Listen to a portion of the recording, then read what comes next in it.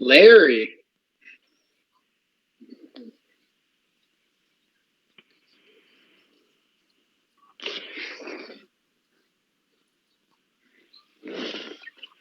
Hold up.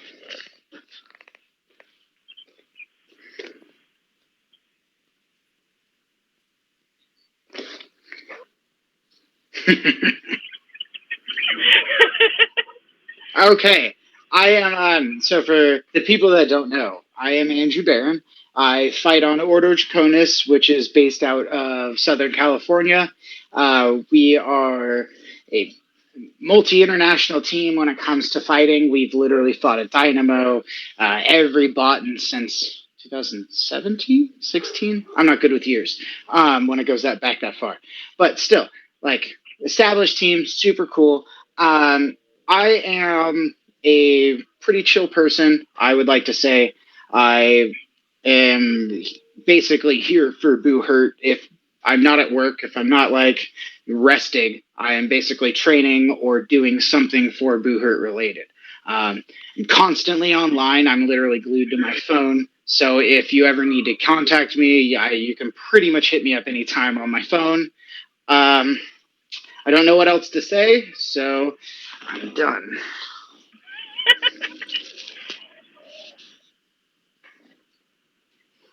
All right. Well, for those of you who don't know me, I'm Kara. I am based out of Seattle. I am not part of a super established team like Andrew is, but given the position, I don't think that's necessarily like a detriment. I suck at fighting, I will fully admit, but I do have professional experience in running nonprofits, taking care of people, representing people, and working with boards of trustees and understanding all the requirements and stuff that goes along with that.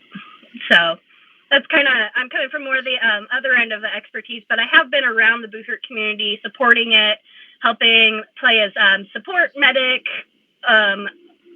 just all kinds of other stuff at tournaments, and only really started fighting in 2019, just in time for COVID. So that's why I suck. Along with being in grad school, which I am finishing Friday. Nice. Yeah. Congrats. So that's all I got.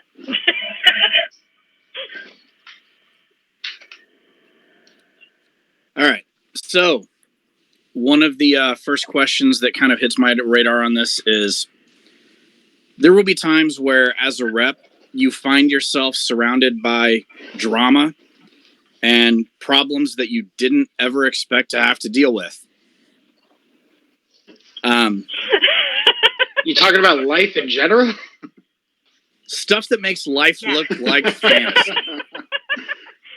So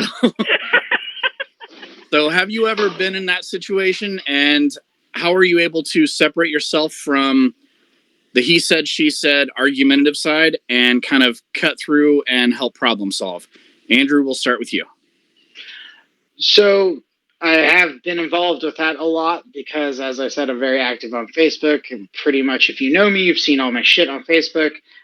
People like to argue with me a lot, and I try and step back from it because it's, if you have a problem with me, like, I'd rather talk to you face to face on that type of stuff. But if it's in a official capacity, something like that, it is a completely different story. Stuff of that nature needs to be addressed in one way or another, depending on what the consensus of the governing board is.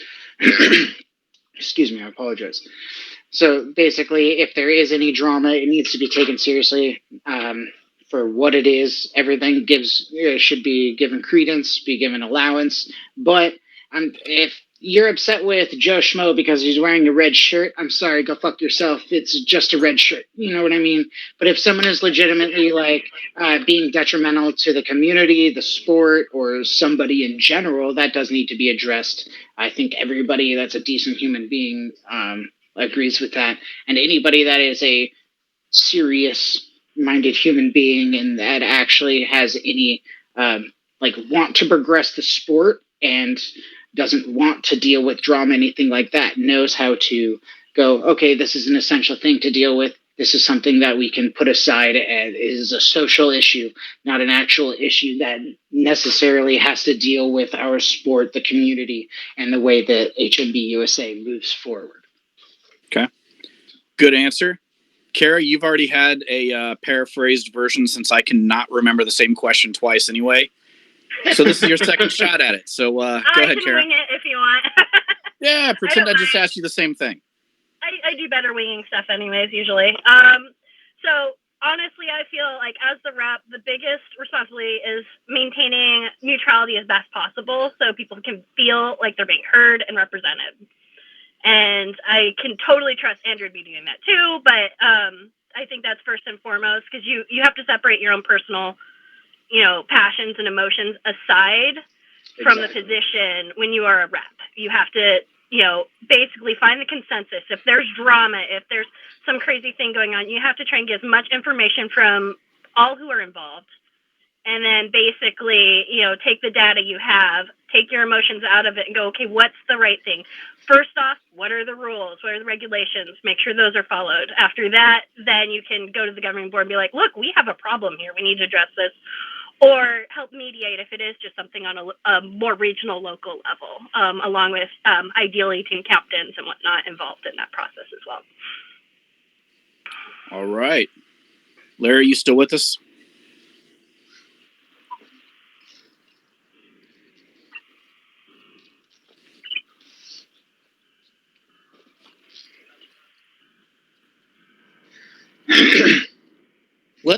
Let's start the games. We can always redirect as necessary. Ooh, games?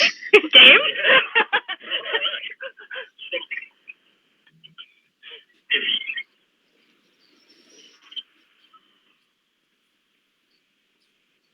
I always want Andrew. Oh my god. I know, right? I mean, your cane was really helpful that one time. I do appreciate it. More than once, buddy. Yeah. It's always something with my knees or my ankle or some shit. Anyways.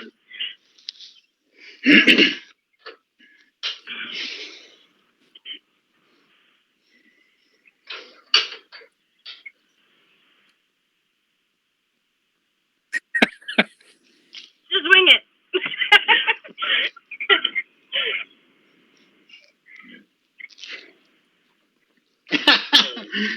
Ooh. Oh, that's what that was. My bad. I thought that's what we all wanted.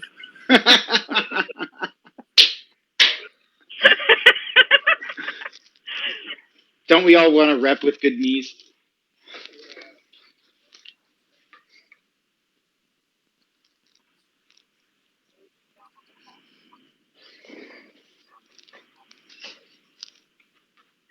Oh, that's evil.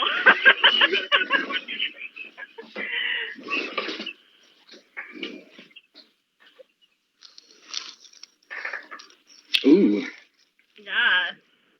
Honestly, one of the big things that has concerned me in this sport specifically is how are you going to help address getting new fighters connected with other communities, particularly those of underrepresented groups, minorities, female fighters, etc. Can you expand on your question more?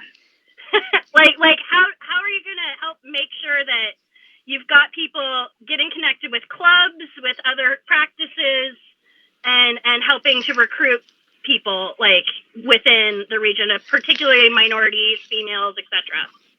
How are you going to expand? So I'm not against any minority or whatever group, if that's what you're asking. Oh, God, no. I was going to say, that seems like a really offensive question, Carl. I thought we were friends. No, okay. But so I don't think it is the job of the representative of the region or even the job of any representative of the sport to market the sport to like minority groups, LGBT groups. We're not trying to market to specific groups. We're not a marketing team going out and being, oh, we need to change our logo for Pride Month because that's going to get the gays. That's not what HMB is about. HMB is about anybody, regardless of who you are, coming together and fighting and having a grand time. It doesn't matter. If you want to come, dude, I like guys. Doesn't matter. A bunch of our friends on here like guys. Like Shayna, like she's bi as well. Everybody has, we have a bunch of LGBT, a bunch of minority people in HMB. We could always use more, but there's no reason to specifically market ourselves to those groups. But if that was something that was needed and voted on overall as a community, that is something that we need to go to the people that actually have ties in those groups and whatnot and see, what do you think we need to do? How would you do this? Grab their expertise when you don't have any. For instance, if someone came to me and asked, how would you get the hyper masculine gay group in on this? I would literally be like, yo, let's get all of the sexiest guys together and go to bear night. That's easy. That's a great idea. Done. You know what I mean? There's easy solutions for that, but I don't believe that as a organization we need to reduce ourselves to a gimmick, if you will, of trying to go get people from certain minority groups just to come and play with us because we need to fill a quota. There's absolutely nothing against having those people in our group whatsoever. Obviously, welcome more the merrier. Boo Hurt is love. You know what I mean? But why do we need to go and market ourselves to specific groups? So my problem was, I think I phrased the question wrong. What I was trying to get at was, how are you going to help make sure those people feel represented? Oh, okay, that's a completely different question. How am I going to make it? Okay, no, that's perfectly fine. Dude, you could have cut me off way earlier if that, you already remembered your question. Because I was like, No. I'm with you. Where's the fun in that? On all that. That was good stuff. Okay, thank you. No shit, yeah. Okay, well, thank you. So to answer the second question, to answer the second question, there's always. So Lind had a great idea. She posted this on the Armored Combat. I always get this wrong for the S. Is it systems or sports? I think it's sports. I don't know. Whatever. Exactly. But they posted. She posted on, or they posted on the ACS page. It was like, hey, let's get an LGBT chat going. And dude, that's amazing. Dude, I'm all for an LGBT Boo Hurt chat, stuff of that nature. There's always multiple avenues to make people feel represented, as long as there's people to rally behind the cause. So if we need specific minority groups, if we want a Muslim, a Black, an LGBTQ, we can do all of that stuff. Facebook is amazing for that. We can make those individual pages, and then threads can be shared to all of those, so people still share all of the same information and whatnot. There's no need to there's no need to worry about that type of thing when we have the resources at our disposal. We just have to be able to, as a group, just be willing to use the resources. Turn my turnover. So, Kara, did that answer the question you intended more accurately? Yes, much better. Okay, all right, good. Thank you. When I heard that question, and then I listened to Andrew's answer. Touched on it. It was great. It was a great answer, but I was sitting here thinking, is this my Midwest white boy ears? I didn't hear the same question. So it was cool to hear a totally different answer than I expected. I know. I was totally shocked, but in a pleasant way. So, dude, awesome. Righteous.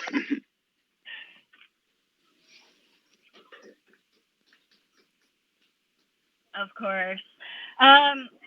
Well, can I just copy his first answer? No, you got to answer both your questions.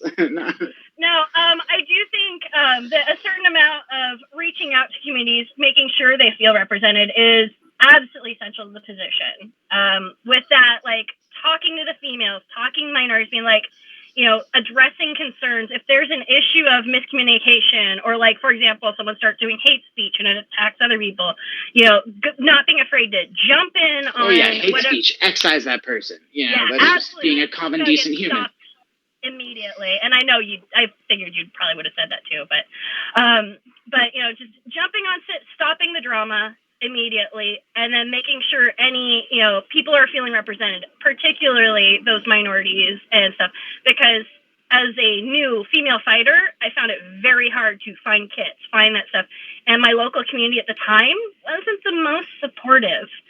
So fortunately I was able to reach out to a lot of other people, and I got stuff taken care of, but I know that things can be better in the future. And so part of that is making sure people know they can reach out and find people that make them feel represented, even if it's just connecting a woman fighter who's out there alone in no man's land with someone from another region, something to get people connected and feeling represented and loved across the board. Again, Boo Bird is love. Yes. Where are you right now? Because not having gear is a major thing for a lot of new fighters, but it also is just due to the fact of a lot of new fighters that I've seen recently are just not near people that have gear that fit them. You know what I mean? I'm near Seattle. I'm down south more now, but I'm by Tacoma now. Gotcha. But yeah. Did you say it was an unwillingness to share? No, it's part of it was accessibility at all. I've had to get custom stuff and all that, but that's another conversation. Same, girl. These thighs, dude. These thighs. But yeah. No, I was just curious because a lot of complaints that I've heard from newer fighters is accessibility to gear, but in the sense of not fitting. So there's something that just doesn't make them feel safe. No, exactly. I couldn't fight, and that's just a problem that we can't overcome, unless you get gear that fits. But at the same time, as a rep, if we're reaching out and we're going, oh wait, Hell's down there, she's nice and small. Mm-hmm. You're a new fighter. It may be a 2-3 hour drive, but hey, let's see if we can connect you two up. See if maybe you guys can fling some sticks at each other while you're in. Well, that's on the new fighter as well. Hopefully that new fighter that's 2 hours away, actually comes, because that's the biggest. As Nate, if he was not on mute, would chime in and probably agree. We've had a bunch of people on Ordo, and it's so unfortunate because you see those fighters that have so much promise, and then they're like, "Oh, you're an hour and a half away." Ugh, and it's bro, some of us drive 4 hours. Relax. It's a whole West Coast problem. I'm sorry. I don't mean to digress. I was just curious. No. Yeah. No, it does lead to a huge problem on the West Coast, though. Definitely. How is it a huge problem on the West Coast when you have greater fighter density than the Midwest could ever hope to have? Stop whining. Have the same problem. Suck it up. I got to drive 5 to 6 hours to get to most of my training partners. So that's actually a good question. A lot of people don't actually realize that the rift between the ACS and the HMB is still very alive and active. Something that, something as HMB rep, that's something I hope to strive and overcome a little bit more, because it is kind of bullshit that there is still such a big and overwhelming gap that's going on and disparity between the two leagues. I'll just quote you for Reno, for instance. They walked up and they went like this to the axe. They're like, "Oh, this is a good one." And you're just like, "Bitch, what did you just do?" And then HMB sits there, takes tools, looks at it, grabs weights, weighs it out and shit. And you're just like, "All right, cool. Homeboy over here in HMB accomplishes rules."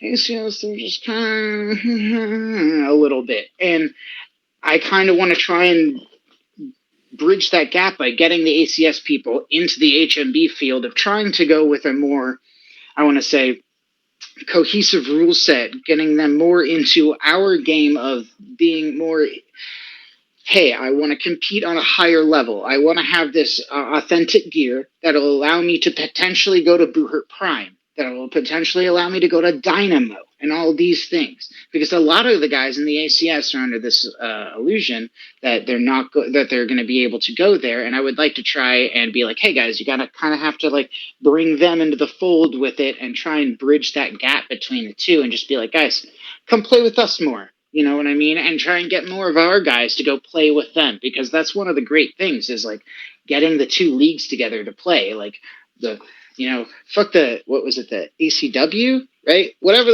the third child is now, like of the American leagues. Like we don't like that one, so let's come together in our hatred of that one, play together, and just become friends, and just everybody become one league that fights under the two rule sets, and we can all go wherever we want and all use each other's toys. Like, I don't know. Sorry, I'm just really over the ACS drama bullshit. Very, very good commentary, Andrew. I dig that. I'm with you completely on that. I think for those that aren't really familiar with it, we have a lot of geographical boundaries that are big problems in the West because mountains, etc., that prevent travel during certain seasons. California has like 4 ecosystems as you drive down. Like if I want to go play with Andrew, Oregon more. If I want to go practice with Andrew, it is if I literally drive without brakes, it's 12 hours. No, it's more than that. It takes 8 hours to get from. That's without brakes. That's without. If you want to come to San Francisco, yeah, 8 hours. If you want to go to San Diego, that's 24. Like close to like. San Francisco is 12 with stopping for gas. Like it's a lot. For me to go from Seattle to Cerberus, you're looking at a 4-hour drive minimum. All right, so I'm going to kind of redirect this a little bit because yes, please. Apologies for the digression. One of the things that I interpreted from Andrew's last monologue was a goal that I heard that he had the goal of trying to bridge some of the gaps and bring more of the steel community together. Kara, what's a different goal that you would have as a rep? Well, I mean, I'm totally with him on that. Like, why can't we all? No, you're not. You have a different answer. But that's my answer. Well, shit. I mean, for me, I think one of the big things is we need to get modes of communication established so everyone feels like they can get a hold of their reps effectively, get their points across, feel seen, and then also in the same time working with the board to get the minutes out to the populace of fighters so they know what the frack is going on in the background to some degree, which I know the new website's supposed to be helping with. And just like helping actually as a representative work as that intermediary to get the communication going both ways in this organization, because up to this point it hasn't been. And like as a fighter and support person, you're constantly blindsided by new shit. And like we need to get the communication broken down on a more even keel so that people aren't just blindsided by walls of here's all the new shit. But you're like, hey, we're talking about this. Like, you know, hey, this is not going to be the official communication. This is going to be future communication. You know, hey, we will eventually announce the job descriptions for reps and then waiting 3 weeks before they're announced. Like, if we have more ongoing, active, and healthy modes of communication, which we need to establish, such as, you know, beyond the official website, which of course is the official speaking, but allowing people to discuss things on like Discord, Facebook, other, you know, social media venues, maybe an email list, whatever people deem, you know, where the people are, so we can meet our fighters and our you know, people where they're at, so that we can actually get better communication across the region, I think is really dire to make sure stuff happens, especially if we want to actually have more events, more fighters working alongside the ACS and other orgs. We need better communication, because as it stands, our communication's kind of shit.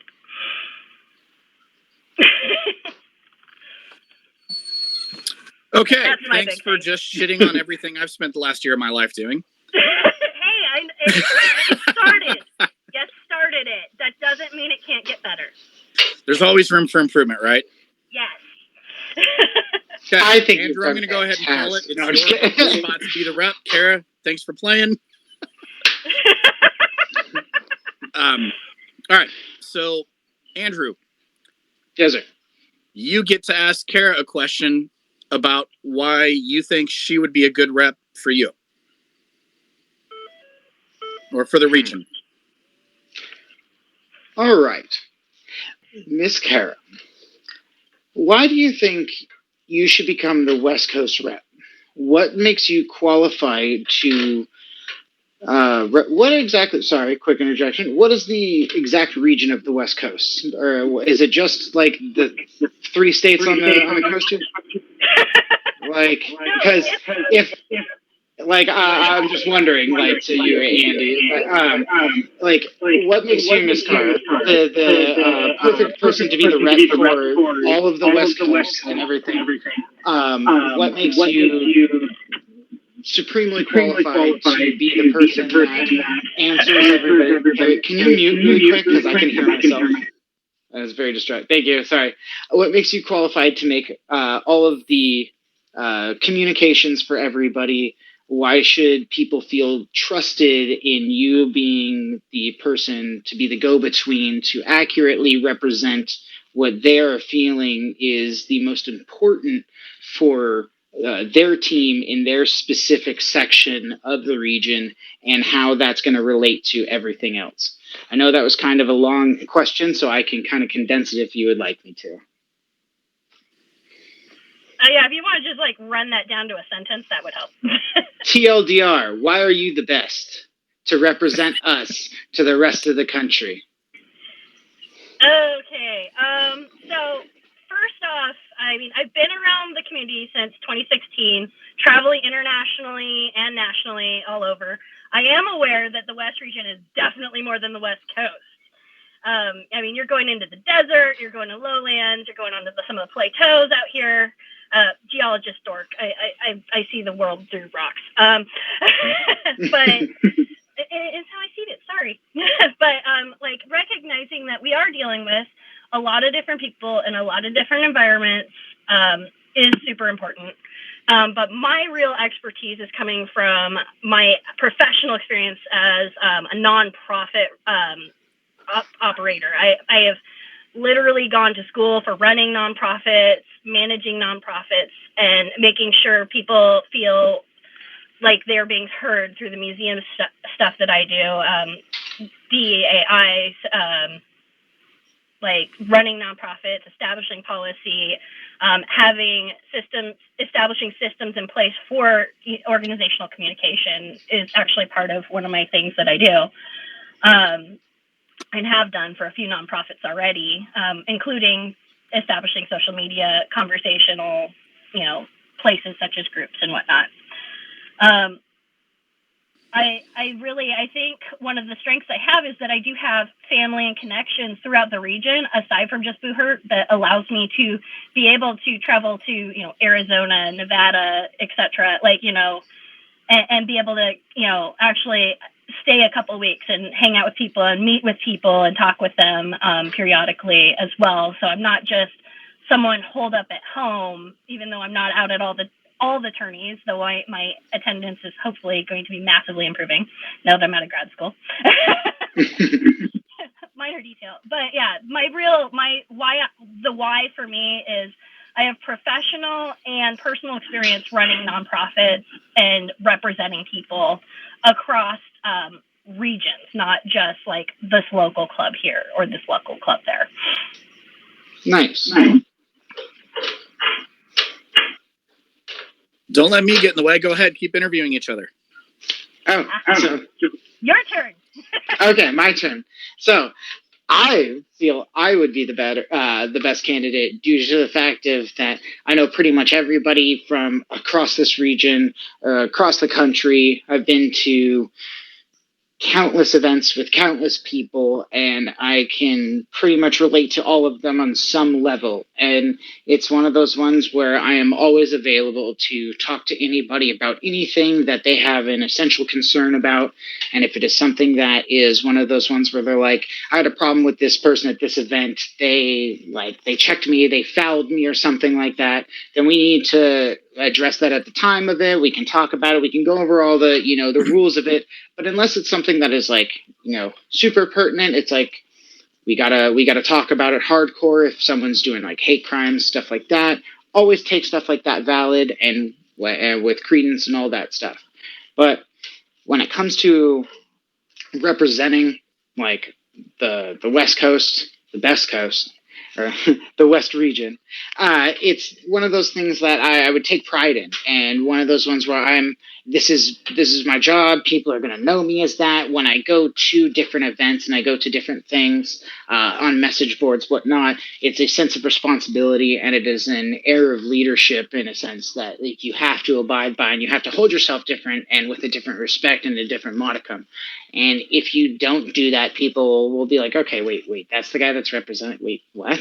Like, I don't, nah.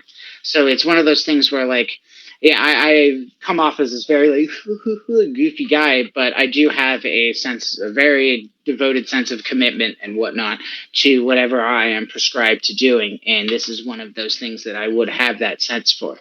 And I don't know. It's just something that I really want to do because it sounds like I could help out the community that has helped me out so much in my life. And I just really want to be able to give back. It's something that I feel with this responsibility and position, I can enact some suggestions that or not even enact, just like actually get vocalized some suggestions that I've had for our community for a long time, like a female specific tournament where it's like literally only the women and then the guys are there for support because the women are not honored enough in our tournaments or in our sport. Let's just be honest. I've talked about this with Shayna, like way more than she wants to hear about it. And like, there's just so many other things that like I've floated to people, and it's like one of those ones where people like you talk to in the region, talk to across the country, and they go, "Oh, that'd be awesome," but it never really goes anywhere because I don't have any traction. And I believe with this, I can get a lot of things going, or at least get them into the ears of the people that have the ability to get them going, to try and get a lot more representation for different groups, a lot of people fighting a lot more, and then getting a lot more interaction cross country. So it's my ultimate goal is just to make the West region a lot better because it's, we already do West Coast, Best Coast, but let's just expand that a little bit east inward a little bit and just make it West is best. Like, so I am finished. All right. Yeah, dude, why not? Steel sharpens steel, bro. That was a bit of a... Oh, I know. I mean, dude, I have no problem facing down Dixon, dude. Have you seen... I'll send you the GIF. He's chasing me around a pile of bodies one time, and I go, "What's that?" And he goes, like that, and then I just run away. Like, it's the best.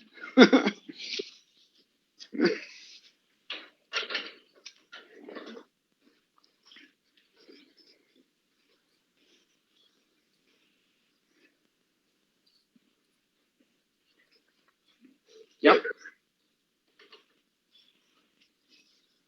Mm-hmm.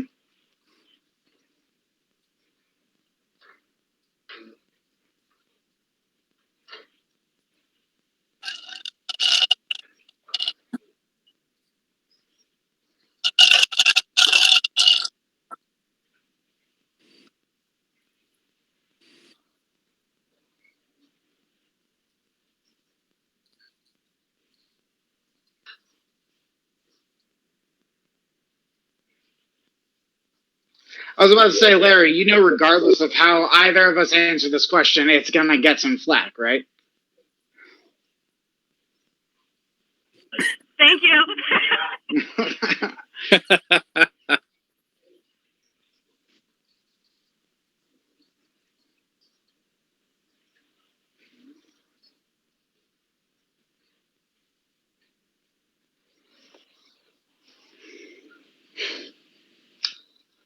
Yes, and it is a very difficult question. You literally introduced a difficult question with a very proper introduction. This is going to be a difficult question. So, I thank you, Larry, for preparing us. God, Larry just dropped the axe. Seriously. Yeah, thanks, buddy. Oh, it's a very good question. It's a very valid question that needs to be talked about because it is something that is prevalent in our community. Like HMB has a bunch of. Can you sorry. Sorry, thank you. It's just on like gnarly reverb. But like HMB has a lot of people in the LGBTQ community or LGBTQIA plus. Yes, got it. It's just so long now, I forget sometimes, and I feel bad because I'm technically part of that community.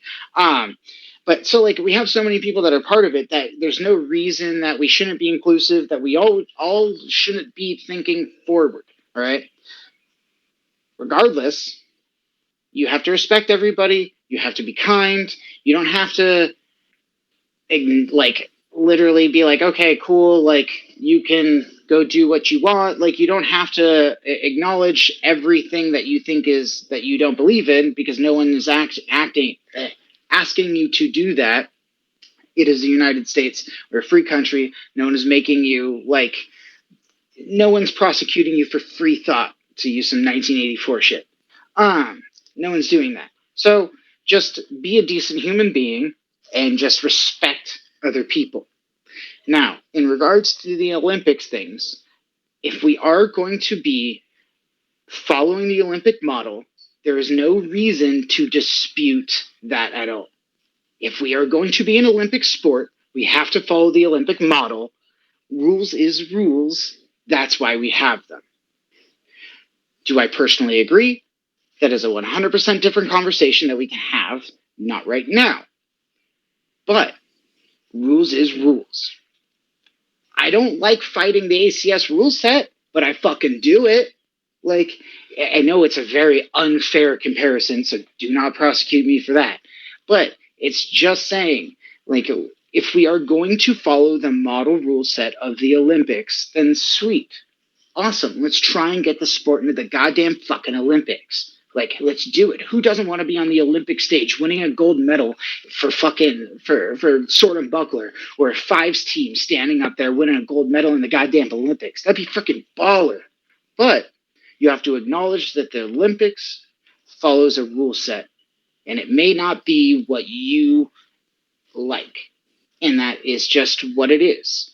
Now, if we're fighting here at home and we're doing funsies tournaments, I have absolutely no problem letting someone go with what their gender identity, like, or what their gender expression identifies as. I don't know the terminology, but you know what I'm saying.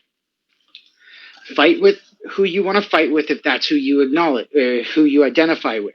But in saying that, there are certain biological differences between men and women in certain cases, and that's just the way it is. Science is science.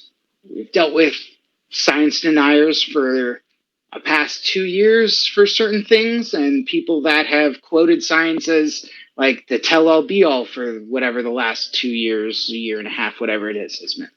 So there's nuances to this conversation that cannot be answered like very like this. Honestly, this is not a good realm for this conversation whatsoever. This is more of a conversation to have with people that identify as like, or that would actually be in those categories, fighting with, like, if there was a male to female or female to male, those would be the person to have in on this conversation, because they're the ones that would say, yes, I feel safe. No, I do not feel safe. Yes, I feel comfortable.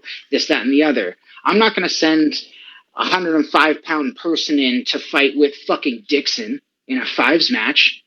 Are you kidding me? I don't care what you identify as. It's a safety fucking thing. You know what I mean? Like it's just the way it is. Like, what if Dixon decides to be lazy and suicide? What if fucking Dan from Cerberus just fucking knocks somebody that's like 120 pounds? Like, what if on the reverse end, like, Dixon decides to become Diana or whatever, somebody like his size decides to go and fight with the women, and then he knocks someone out? Like, it's a safety thing. It's fine. Larry, it's fine. It's fine. It's like I already said, this isn't the spot for the discussion, but you asked the question. So yes, I know, and that's what I'm talking about. Is it's a safety issue it's a safety issue in the end. Like, if you feel comfortable with it and everybody is okay with it domestically, fine. If we're doing this as a Olympic thing for like going overseas, and we're going to try and honor an Olympic fucking style, then we have to abide by the Olympic fucking style. That's what I'm saying. is domestically, fine. But if we're going to do this Olympic shit, then let's do this Olympic shit. Oh my God, you guys are killing me. Yeah, it's not a fun fucking conversation. Nobody wants to have this conversation, but you asked it. Like, and it is 100% relevant. Like, and I know I was not very soft on my delivery on a lot of things, but it's like, I would feel severely terrible if I put someone in the hospital and it was like something out of my control because of like a weight thing, or like I broke a bone because the person did not have enough mass on their body to sustain that much damage. You know what I mean? Like, if I full on swung my like gnarly halberd that I have from Boo Hurt Tech at someone, that can like smash in like a rear brace or a shoulder lane. It's a safety issue. And if that does do that, I wouldn't even be able to withstand that. Like, I don't even want to see what that happens to a smaller person than me. Like I get worried for Kirk. Like, you know what I mean? Like, dude, and he just put on pounds. I was like, damn, bro, you fucking heavy now, bro. Like, and I fighting Kirk in the past, I was always like, oh, I hope I don't hurt him. Like, you know what I mean? It's at the end, it's a weight thing, I guess. Like, it's a mass issue. Like, I know I'm going to be hated. It's fucking fine. It's fucking fine. Enough people hate me already. It's okay. Like,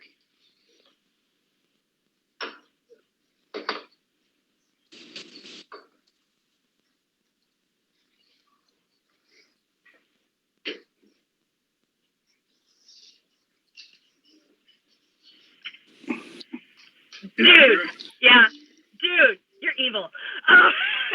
right? Evil.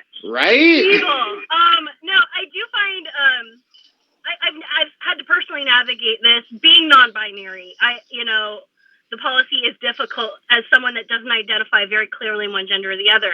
I've also had many discussions with other people that are also are on different positions of the gender binary and who they want to fight with, where they want to fight, and how.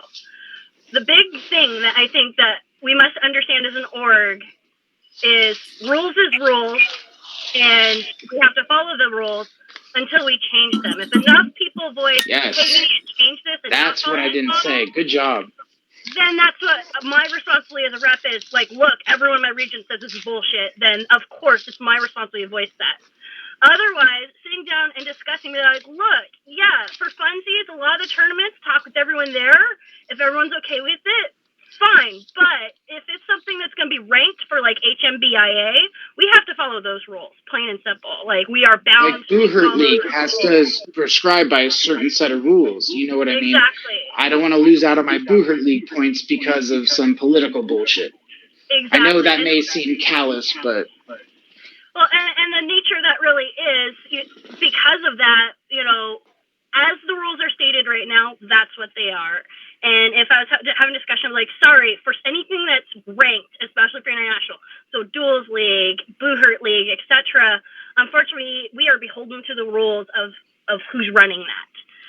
For other things, talk with your local groups. If you don't feel like you're in a good community for yourself as someone that may not identify matching with your body, or being someone that's trans or whatever, then that's something where we need to match you up with the right people to fight with so that you can actually have fun playing this and enjoy your sport. And unfortunately, that may mean you have a 6-hour drive to practice. That's the unfortunate side of being one of these minority groups. It sucks. But, as a rep, my responsibility, I feel, is just to be as supportive as I can, and at the same time still making sure that the rules are understood clearly and getting people in touch with those that know the rules best, marshals, etc., to make sure that all happens. Okay, good talk. Moving on to a slightly less controversial question. Thank you. Here we go. Is Larry done now? There are two. Yeah, Larry, can you not ask questions that make us seem like, or me seem like an asshole anymore? Like, Jesus Christ, bro. I've lost enough Facebook friends and enough friends in this community already, dude. Like, fuck. You still got me, boo. Yeah, right? Just keep my mouth shut and I'm fine, right? Alrighty, so here we go. One thing that I learned in the last year as a regional rep is that there are two main styles that people were holding that position and working. Style number one, they would take the information back to as many people in their region as they could and get a consensus opinion when it came time to cast votes. Style number two, they did what they thought the region wanted them to do or what they thought they should do without always talking to the region. So one of those is a little bit different than the other, but ultimately they end up in the same place. And I agree with the application of both. I'm curious as to which one of those two, Kara, would you be more inclined to take the information back and actually talk to your region and get a consensus vote? Or do you feel that the region would vote for you to represent them without talking to them on the majority and just trusting your input? Does that make sense? Yeah, it does. Honestly, I see it as a combination. I think the region, at least how I would vote, is I'm trusting people whenever possible to bring stuff back to me so that I can speak my mind. But that's not always something that can happen, unfortunately. Sometimes a vote needs to happen. We're not prepared.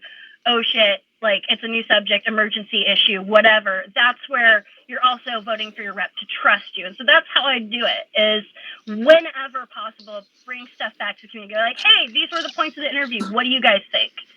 You know, maybe even have a small poll. Be like, yes, no, or, you know, whatever. But then should there be an emergency issue, which, like, we know lots of those happen this year, that's growing pains, unfortunately. Like, that's where you basically try and know your populace, know your constituents as well as you can, so you can really do what you think is best representative of the majority. That's where I feel the responsibility is as rep. All right. Andrew, you're up, buddy. So basically, the same thing is you have to acknowledge when there's the time to take the authority and just be like, nah, I know what's best for my, I almost said realm. Jesus, I'm a nerd. I know what's best for my region, and I'll conduct myself accordingly. And then there's those times when you're like, okay, I actually do have to ask all these people their individual opinions in some manner. And that gets a little bit dicey, but that's why we have technology with Google Forms, Facebook, all of those things. There's a litany of other ones. Make it so much easier for us to connect with everybody, and it just streamlines it. So you can pretty much put forth an easy communication line to everybody in your region as long as you, the rep, plan it out and make sure everybody gets that like communication line out to you. Then you can just send out a blast to everybody and be like, hey, I need your opinion on this. Cool. Thanks. Yeah. All right. Awesome. Let's do it. Otherwise, you as the rep, you have been elected and put forth to kind of represent the thoughts and views of everybody else in there and how it pushes forward in there in being your region and how it pushes forward to the rest of the country and HMB USA. And then basically, hopefully, you are doing what they, asked you to do and represent their thoughts and vote effectively. Great. Thank you both for letting me get back to a safe space of questions. Yeah, Larry. Thank you, Andrew. So, Kara, you're pretty active with communicating with the people throughout your regions. We've already covered this on your interview for the women's female group rep. So I already kind of know your answer on that one. So I'm going to save that one. Andrew, how do you feel is the best way for you to communicate with the people of your region? So basically, just after the announcement is made, like, hey, Andrew is your region representative, this, that, and the other, I'd be making a specific Facebook group and then a specific group between all the captains of those regions just so that the Facebook group would have whoever from those regions wants, but the specific like messenger would be for me to communicate to those people. Yes, that may be a lot of people, but I don't care about having a membership thing of 50 in my group. I could just send out a blast. This is info, straight to your phone. Now it's that captain's responsibility to delineate that to their people as well. There's going to be the redundancy of the Facebook group. And then, as I've said multiple times, I'm always on my phone. So there's probably going to be like 2 or 3 like personal posts on there and then multiple posts on HMB sites and stuff like that. Just whatever I can do to blast out as much info for everybody as possible. And then also talk to the people in those regions, the different states, different team captains, all that stuff. Excuse me, I apologize.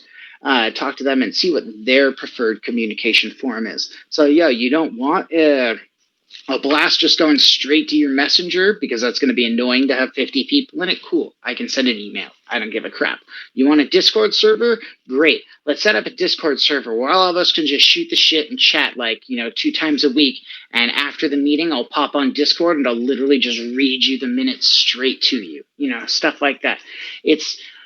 We live in an age where there's endless possibilities for these things, so the answers are endless. I could keep going on and on about how the multiple different types that it could be, but as soon as I'm elected, I will institute a communication to all these people, all the regions, and figure out what the best communications form is and the best standard they would prefer, and implement it from there, and then just keep evolving that and keep continuing towards further cohesiveness between the region states. Okay, so you're pretty active on Facebook? Yeah. So then why have you left me in friend request purgatory for the past 6, 9, 12 months? Bro, because I had no idea who you were until just now. My bad, dude. I could go through and I could show you all the random Russians and Ukrainians that are like, oh, this guy shares memes. Yeah, I get it. It's my big Slavic head. Oh, no, dude. I love that big Slavic head, bro. You have good taste in cigars. All right. So, Kara, I know you've already answered a question very similar to that. Do you want to give us a quick recap for the sake of anyone that wasn't with the other interview?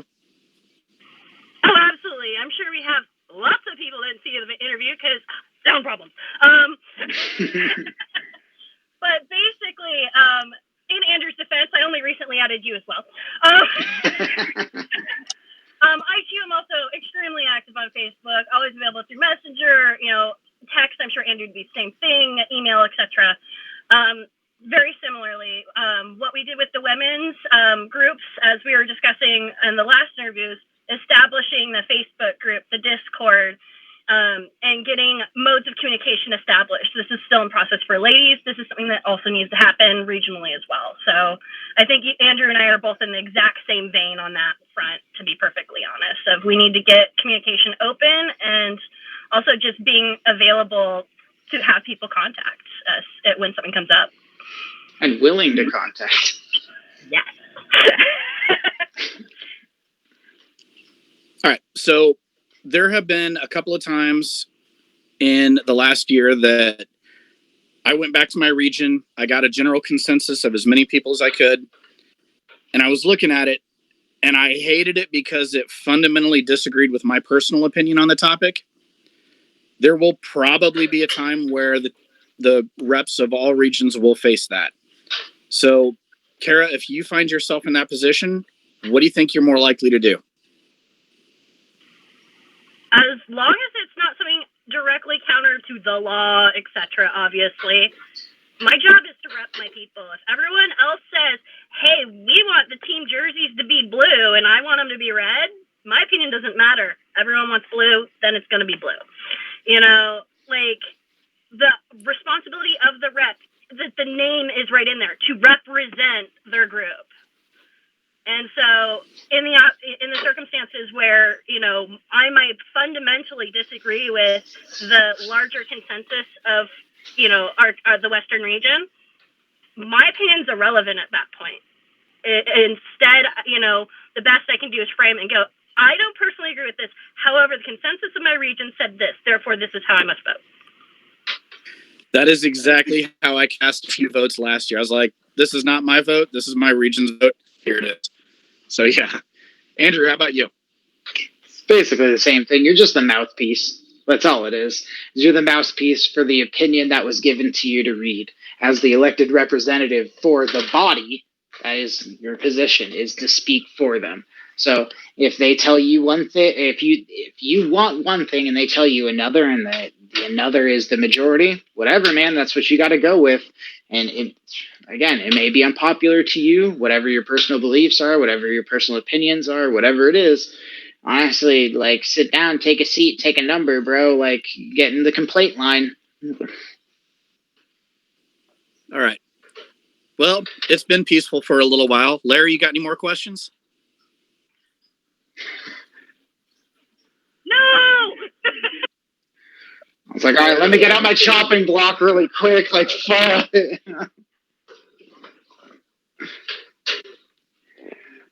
No, it was necessary. What, do you want to softball us questions all night?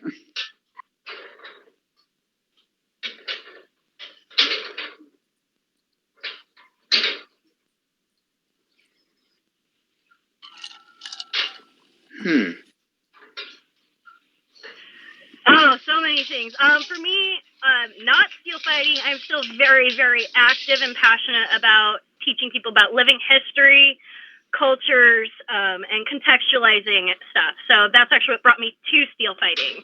Was my oh God, I don't want to admit how many years of living history stuff, doing archaeological reconstructions, all that. I've been doing a lot of reenactments and stuff since the early 2000s. Early 2000s. I don't want to say over 20 years yet. But so yeah, that's something I'm really passionate about, is teaching people. I literally am finishing my graduate degree in museum studies so that I can move that personal passion into my professional life as well. So running the nonprofits, developing the organizations that help teach people about history, culture, etc. So, if y'all, I think, yeah, everybody was here earlier when I was talking, except for you, Kat. When I was talking about how I'm a fucking nerd for, like, fish tanks and shit. Like, I used to make, like, competition level fish tanks for, like aquascapes and whatnot, like, for angelfish and, like, whatnot. I just got a snake, and so I'm, like, way into, like, I'm making him a vivarium, and, like, I'm like, oh, what's his natural habitat? I gotta make it the best for him, because, ooh, what would he do? And then, like, I was like, oh, let me release a live mouse in there so it's, like, more real. And then I was reading online, and they're like, nah, bro, that can fuck up your snake. And I was like, oh, okay, nah, I'm not gonna do that. But yeah, like, I like making animal, like, habitats for, like, fish and snakes and shit like that. I don't know. It's kind of, yeah, it's weird.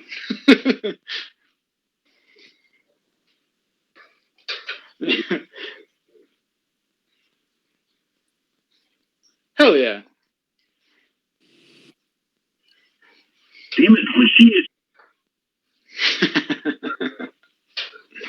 like, what? Man, I am done. No. Just no more evil Larry questions. We're good. What about anyone else? Does anyone else have questions? Right, that's what I was about to say.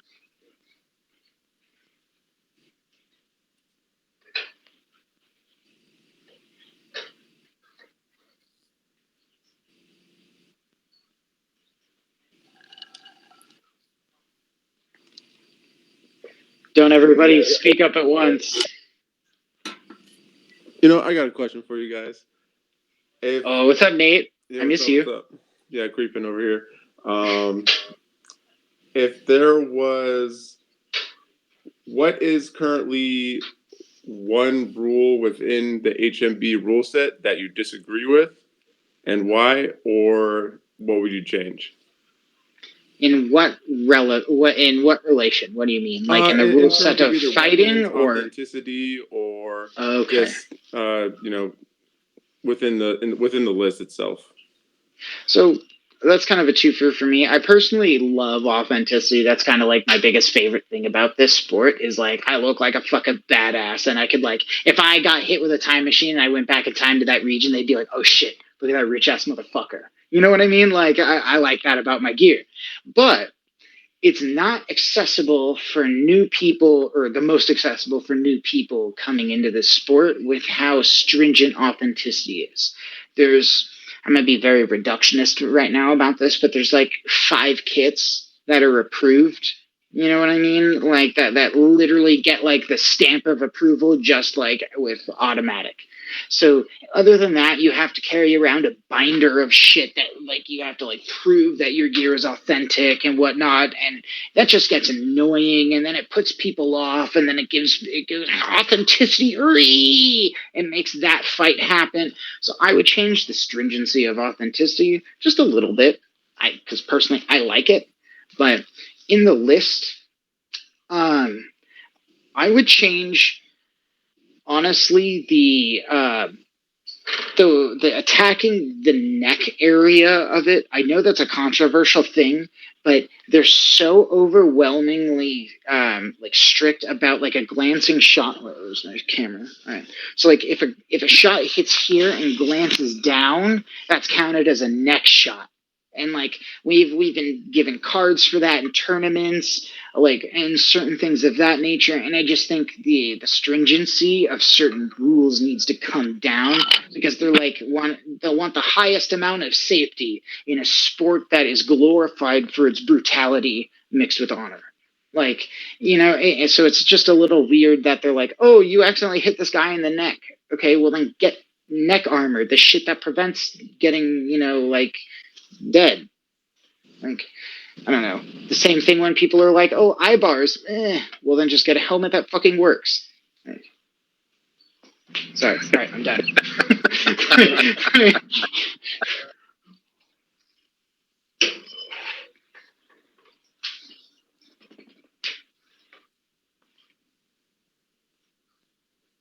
Oh, really? They're going to, like, loosen up on it?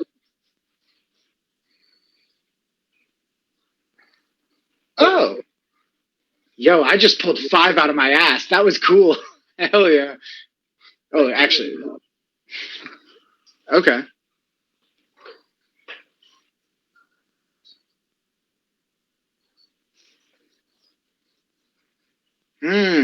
That makes me mad, because that would have made it a little bit easier just to tell people, like, hey, these are the kits that they will automatically accept. If you want a different kit, you're going to have to do your homework. Yeah. Well, I appreciate that. Thank you for chiming in, Larry. And thank you for your question, Nate. And I don't know if you heard me. I miss you. What is your? I'm very much in the same vein in some ways, but different, like, tack, so to speak.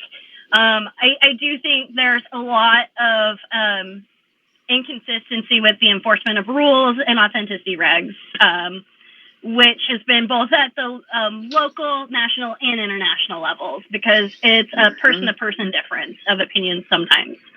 And we've seen at Boughton and whatnot that coming to major cluster messes. Trying to be good. But like, really, like, where I kind of differ from you is, like, I think that sometimes when we're erring on the side of authenticity, it's at the detriment of safety. And the sport is dangerous enough. We don't need to be sitting there going, oh, well, you've got 5 ribs, not, you've got 6 ribs, not 5. Your helmet's no good. Like, if you're Agreed. you warrant 6, to That's have a leniency on authenticity, exactly. Yeah, it's like, I mean, I'm an archaeologist. I can sit there and document a lot of variants on a lot of shit.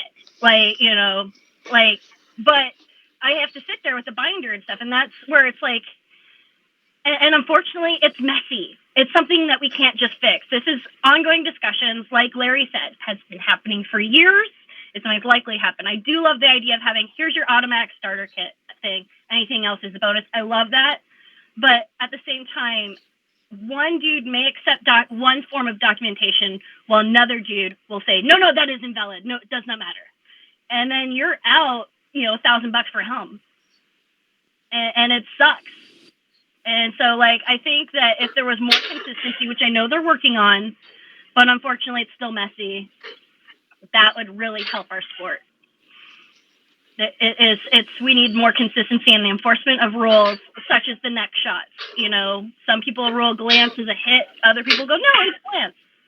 And that's just, we need to be more stringent on what things are and how to enforce them. And unfortunately, that's going to take time and a lot of negotiation.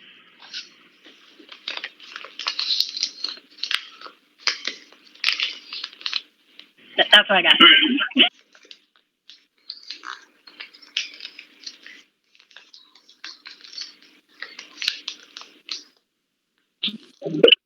I'm good. I'm just lurking. I'm East Coast, so just curiosity, trying to stay. Yeah, I got another question for you guys, actually. Yeah, Nate. How will you, as a representative, engage HMB USA in order to either petition a qualifier on the West Coast or more of a Brewhood League Open, Classic, Masters? How will you guys bring those kind of events to the West Coast? So for me, we had a really great one. I think it was a Challenger or a Masters. I'm not quite sure. In Aguascalientes, like last October or whatever. So they're not opposed to having things like on this West Coast. So it's all just opening up that line of communication. We need to find the perfect venue, basically, something that will allow us to have, like the fanfare and all that stuff. But it's just opening up a line of communication and making sure that they are ready for getting that going. Because, like I said, they already did one in Mexico at a big old Dia de los Muertos festival, and it was a hit. It was like a 2-3 day tournament, some shit like that. Duels, 5 versus 5, and pro fighting. So yeah, like we can make it happen. We just have to get like HMB on the phone, and then make sure that they're ready.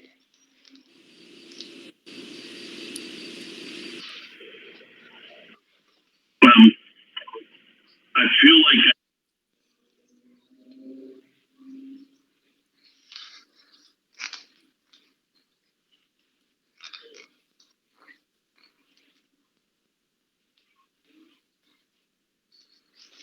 Mm-hmm.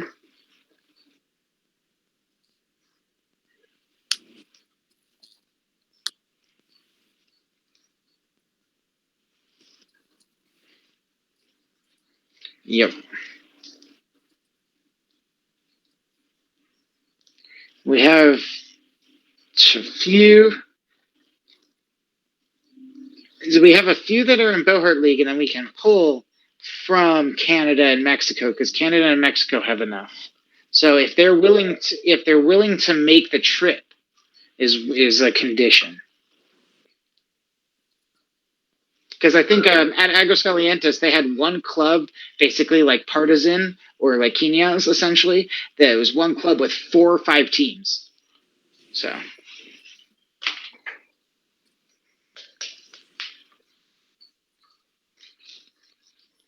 Yep.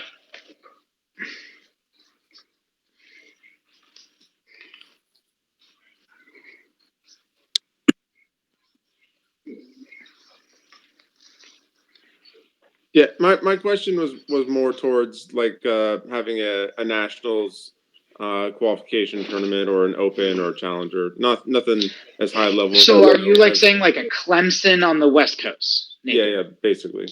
Okay, well, yeah, essentially, if the thing is to get a Clemson on the West Coast, that's just a communication with everybody within the U.S. and just being like, if it is a national qualifier, then that's a discussion that needs to be had. If it's just like a big ass tournament, that's a whole nother discussion. You know what I mean? There's different tournaments require different discussions for different logistics, And that's just opening up lines of communications with every region's representative, and then the overall board, president, etc. Like whoever needs to be involved. It's just opening up that communication, staying persistent on the scheduling, the planning, finding out like, okay, where's the best area? Where do we do this? And then who pops in for this? Like, hi, Anton, I don't know who you are.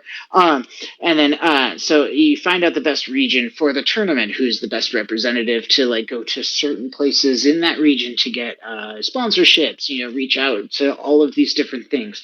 It's just a conversation that just needs to include multiple people and just needs to constantly be, not hounded, because that has a negative connotation to the phrase, but you just gotta be on top of it and making sure everybody is doing their parts and all the gears are turning. You know what I mean?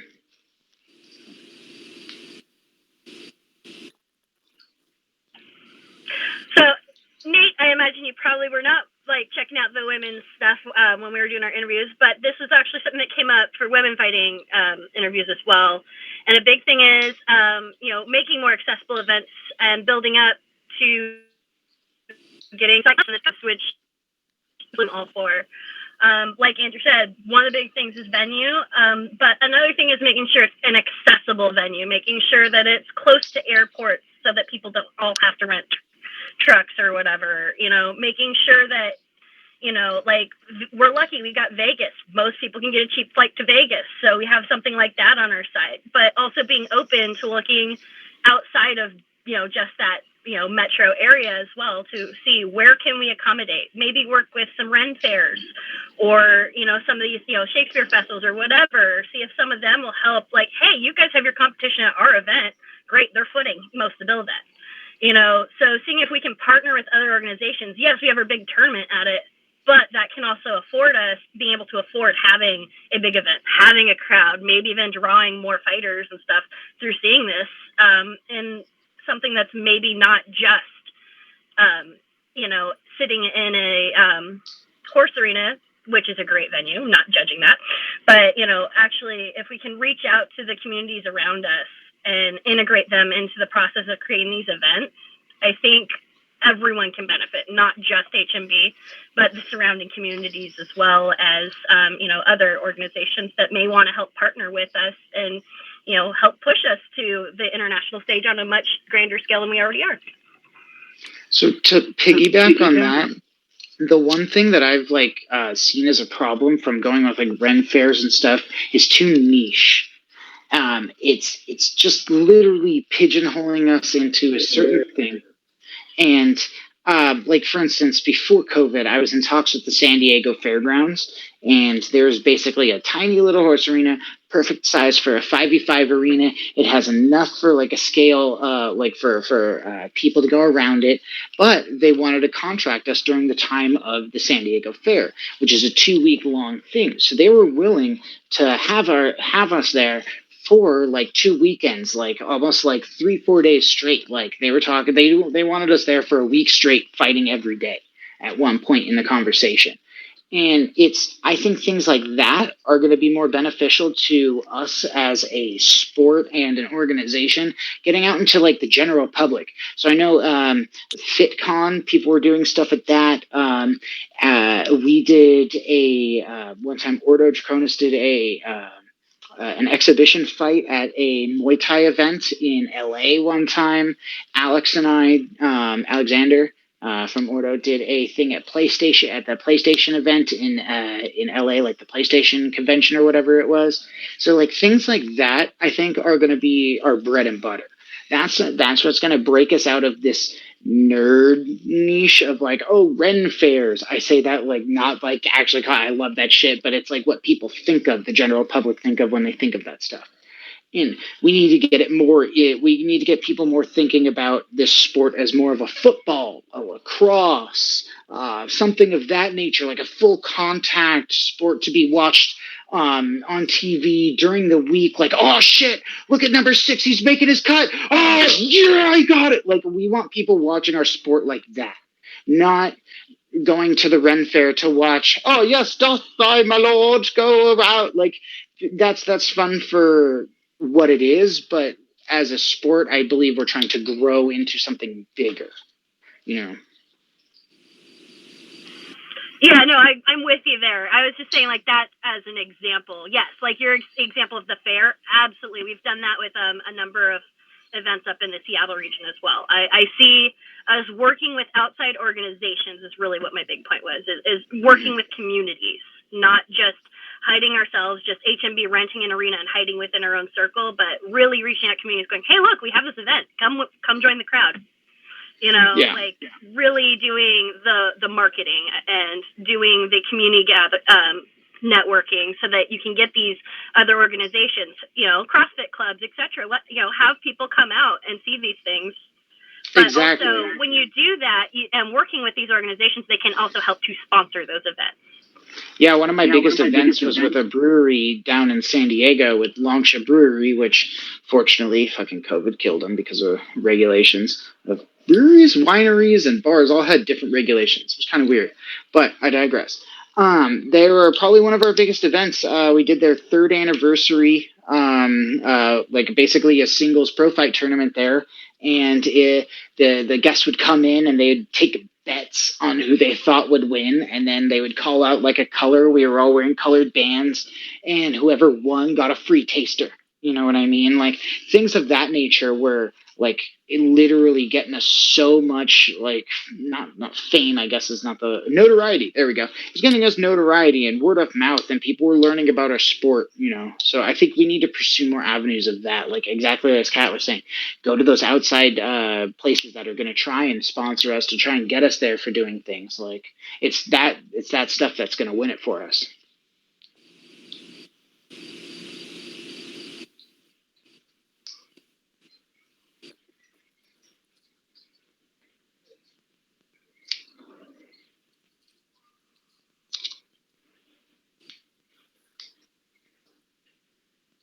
Yeah, aren't you guys usually in the black?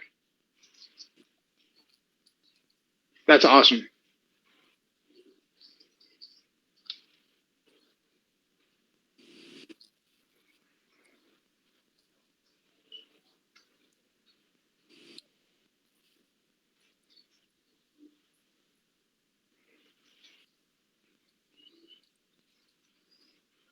Yeah,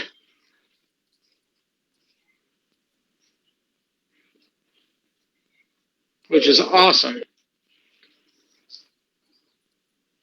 Hmm. That'd be sick. There we go. I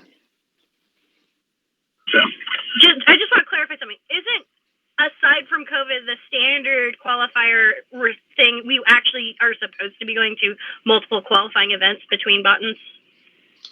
COVID Yes aside, and obviously. no, right? Isn't it? Or was that just temporary? That was Havelock. Oh, that was the old version. Oh, okay. The only thing HMB I didn't want is that there's a conflict.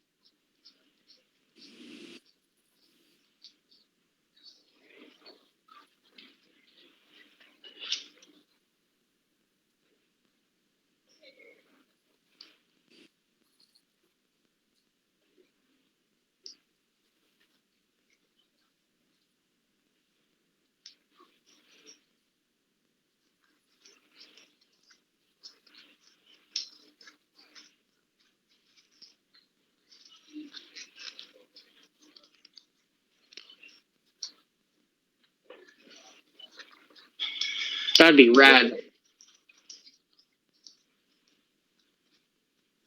So honestly, that's not something that's unachievable. We just need teams to get off their asses.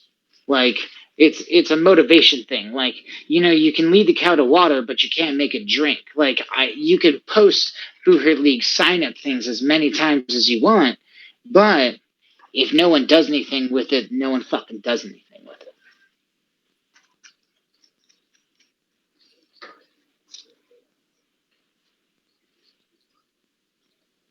Like you guys do a great job at it, and there's like, I mean, yeah, like the prices have actually gone down to fly out there. Like 2 years ago, it cost me $800, and I was just like, yeah, dude, I was fucking furious because I was like, bro, like It was 21's practice essentially for me. And I was like, bro, I paid $800 for this bullshit. Like, yeah. I was like, because I didn't get to fight in the fives. So I was like, fucking cool. Yeah, exactly. Yeah. Yeah.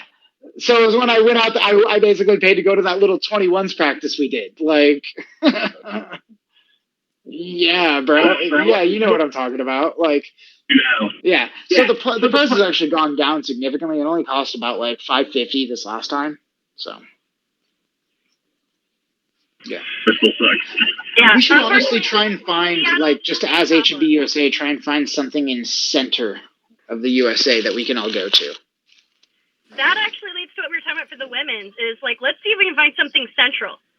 Mhm. Because like for, women, it's hard for us to get together to fight. We're all over the effing country and we're a small community. And so we're talking about like, we need to start trying to plan, maybe a women's only event or a training camp for women that's central. And so I think I love the idea of having East Coast, West Coast, but I think also, cater to the center of the country too.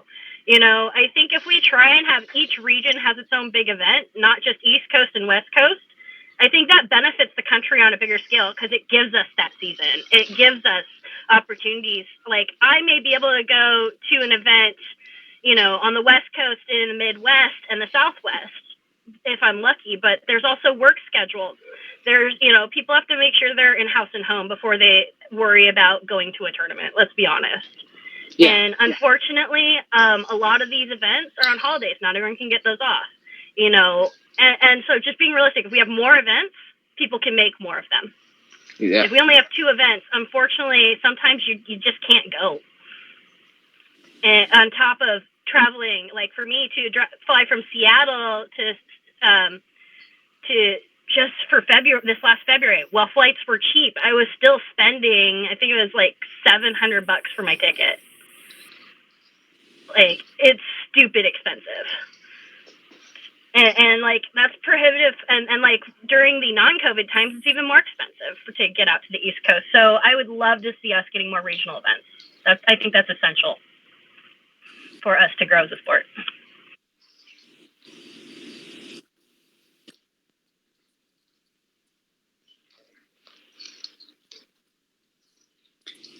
Yeah, actually, a lot of the things that were touched on that it sounds like the Western region is wanting and asking for are things that the current board has been working towards. We've actually been trying to put together a plan that will instill a lot more incentive for more people hosting more events. And I've been working with the Midwest. We are fully working towards a couple of large functional multi-team tournaments each year. So a lot of the stuff that you two are hitting on are things that are currently in the works. So I'm excited to see where the West steps up and helps solidify a lot of the stuff that we're working on. So that'll be cool. Hell yeah.